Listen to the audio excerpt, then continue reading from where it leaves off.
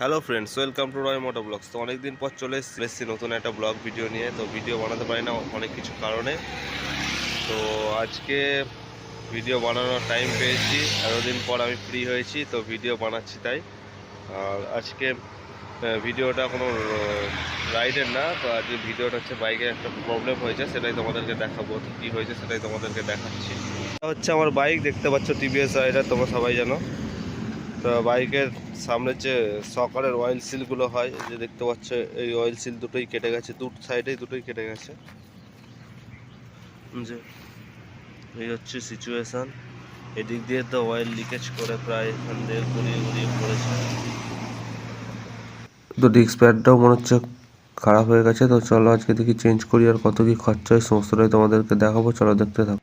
তো এগুলোই এখন ঠিক করতে বেরিয়েছি। তো গ্যারেজে যাচ্ছি, সার্ভিস সেন্টারে যাচ্ছি না, গ্যারেজ থেকেই কাজ করাবো। তো চলো দেখা যাক কেমন কি খরচা পড়ে, আর এর হাইড্রোলিক অয়েল সিলগুলো কত কি দাম পড়ে সমস্তটাই তোমাদেরকে দেখাবো ভিডিওর মধ্যে। তো চলো দেখতে থাকো।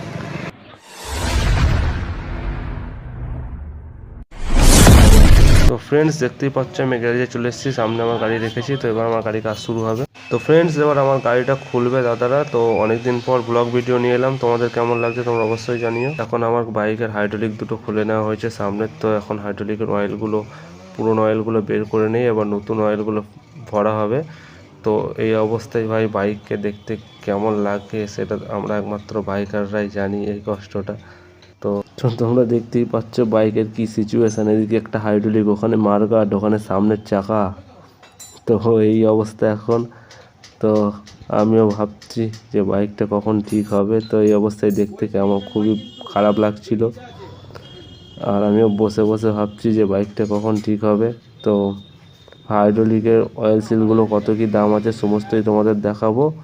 তো এই মুহূর্তে দেখতে পাচ্ছ আমি বসে বসে ভাবছি। তো ওদিকে হাইড্রোলিকগুলো সব অয়েল, পুরোনো অয়েলগুলো সব দাদারা বের করেছে, দিয়ে এবার নতুন অয়েলগুলো ফিল আপ করবে। তার মাঝখানে আমি তোমাদের দেখাচ্ছি এই অয়েল সিলগুলোর দাম কত। তো দেখতেই পাচ্ছ আমি টিভিএসের জেনুইন পার্টস লাগিয়েছি তো রাইডারের। তো একটা অয়েল সিলের দাম পড়ছে 70 টাকা করে অ্যারাউন্ড। তো এখন বাইক দেখতে পাচ্ছ একদম ওকে। তো অয়েল সিল করে ডিস্ক প্যাডটা খারাপ হয়ে গেছিলো, তাই ডিস্ক প্যাডটা আমাকে চেঞ্জ করতে হবে। তো আমি এখানে কোম্পানি অরিজিনালটা পাইনি, তাই এই ডিস্ক প্যাডটাই আপাতত আমাকে লাগাতে হচ্ছে। তো ডিস্ক প্যাডটা লাগিয়ে নিই। তো তোমাদের সাথে দেখা হচ্ছে পরের কোনো ভিডিওতে। তো টাটা, বাই বাই।